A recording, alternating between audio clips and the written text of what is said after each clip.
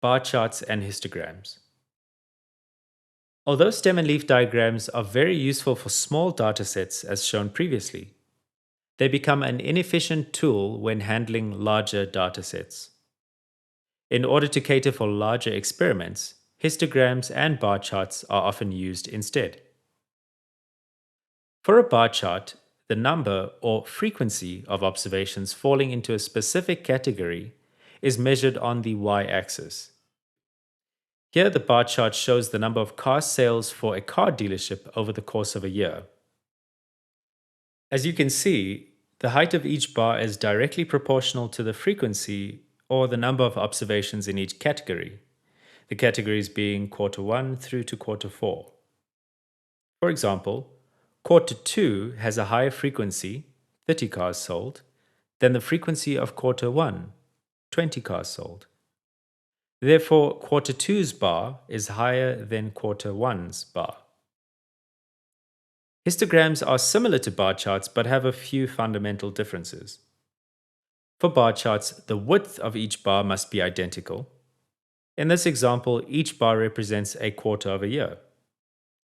Whereas for histograms, the intervals for each of the bars can vary from bar to bar.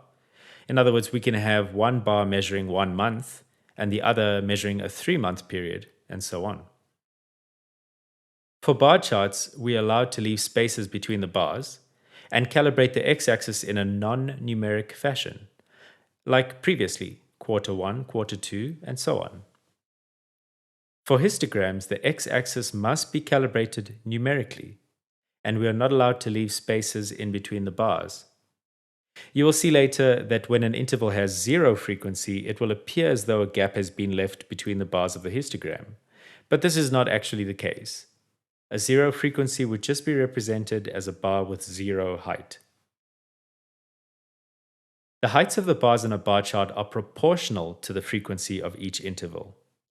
For histograms, the area of each of the bars are proportional to the frequency of each interval.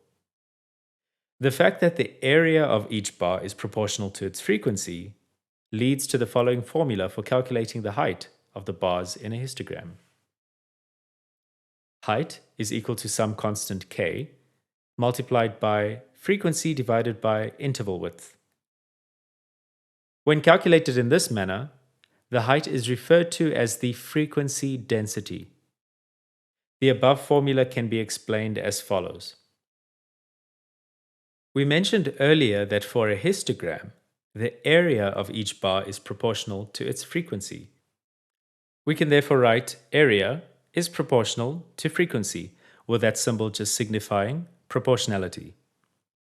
So this is exactly the same thing as saying area is equal to some constant, k, multiplied by frequency, where k is a scale factor, the importance of which will be shown later. Now, because each bar is a rectangle, its area can be calculated by multiplying its width and its height. In other words, area is equal to width times height, or in this case, interval width times height.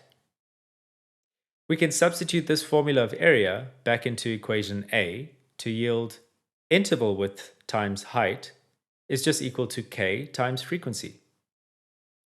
Rearranging this formula gives height, or frequency density, is equal to k multiplied by frequency divided by interval width. Example B.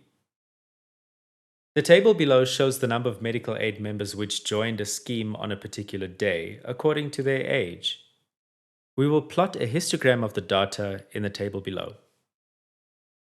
Solution. A table such as the one shown above is referred to as a grouped frequency table in statistics. The first thing to notice here is that there are gaps between each of the age group intervals shown above. For example, there's a gap between the first and second intervals. The gap would represent anyone between the ages of 5 and 6. The second and third intervals leave a gap between the ages of 10 and 11, and so on. So we would need to close these gaps by extending each interval by 0.5 in both directions. The most efficient way to write our intervals would then be If x is equal to the age, the first interval would stretch between negative 0.5 to 5.5. The next would carry on immediately after that from 5.5 until 10.5, and so on. So now we see that there are no gaps in between these age intervals. There are two important points to note. The first interval has been extended beyond 0. Even if this is nonsensical in context, it is done in order to correctly calculate the width of each interval. So, in other words, it's impossible to get a negative age, but we still extend it beyond 0 in order to correctly calculate the width of each interval. The last interval was initially open ended. In other words, the last interval was initially over 65.